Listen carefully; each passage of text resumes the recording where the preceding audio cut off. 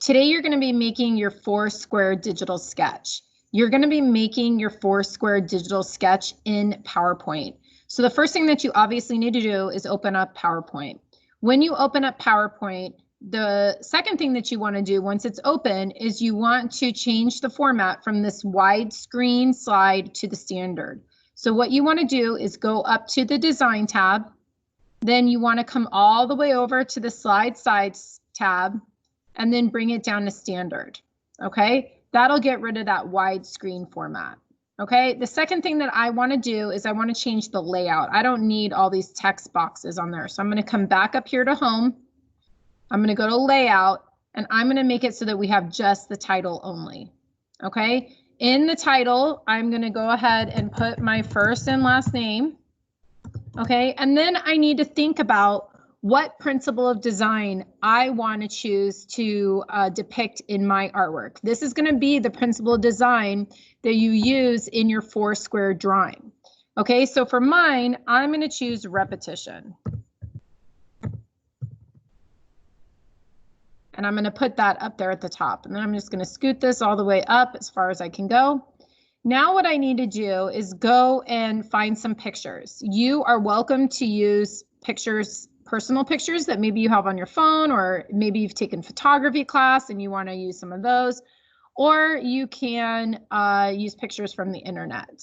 Okay, so I'm going to go ahead and I'm going to do a Google image search and find my images. I think that I'm actually going to type in principle of design repetition. And I'm going to type in photography.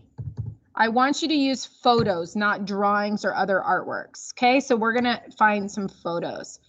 Now, it's really up to you what kind of photos you want to use. You can use photos that are very realistic and have entire objects. You can crop photos so that they are more abstract. It's really up to you. I want to go in here and try to just search and see what kind of photos I can find using repetition. I really like this picture here. I like that the kind of geometry of it. I like that it's something that it's part of an architecture, but it's almost abstracted. I could do maybe something like that. I'm just going to look for pictures. Once I find a picture that I want to use, maybe I'll use this one.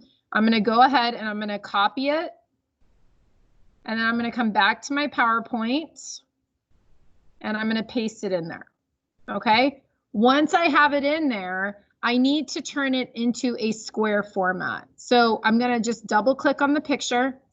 I'm going to hit crop, and now I'm going to change it until it looks like a square. I can check my measurements by letting go of the mouse, and then I can go up here and I can look to see about where my measurements are. And I can see here that my height is just over 2 inches, and my width is just under 2 inches.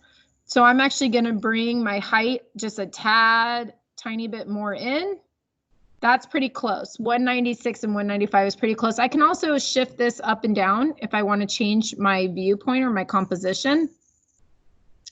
And once I have it the way I like it, I'll go ahead and click out of that box. And then I'm going to click back on it just once. And now I want to change the size of my square to 3 inches. So I'm just going to click on one of the numbers. I'm going to hit 3. And now I have it the right size.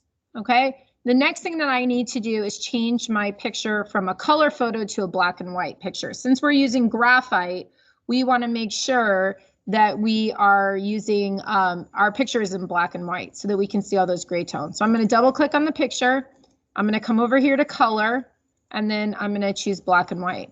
I can also play around with the contrast to make sure that I have good light, medium, and dark values, because when you go to do your drawing, you're going to need to have light, medium, and dark values.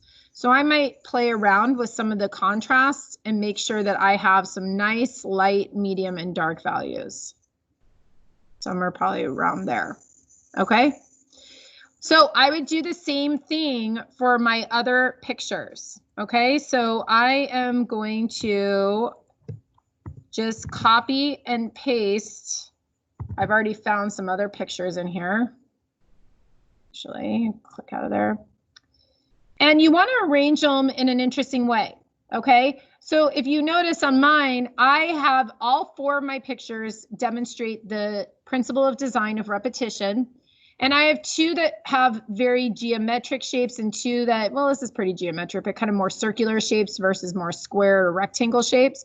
So I want to arrange them so that when I look at these it's interesting to look at. So I think it's good to put my 2 rectangular shapes opposite each other and then my 2 circular shapes opposite of each other. All 4 of my pictures are 3 inches by 3 inches. All 4 of my pictures show the principle of design of repetition. All 4 of my pictures have been turned to black and white, and I've adjusted contrast to make sure that I have good balance of light, medium, and dark values. Okay, once you've completed your slide, then you're going to save it, and then you're going to upload it to the team's assignment to turn it in.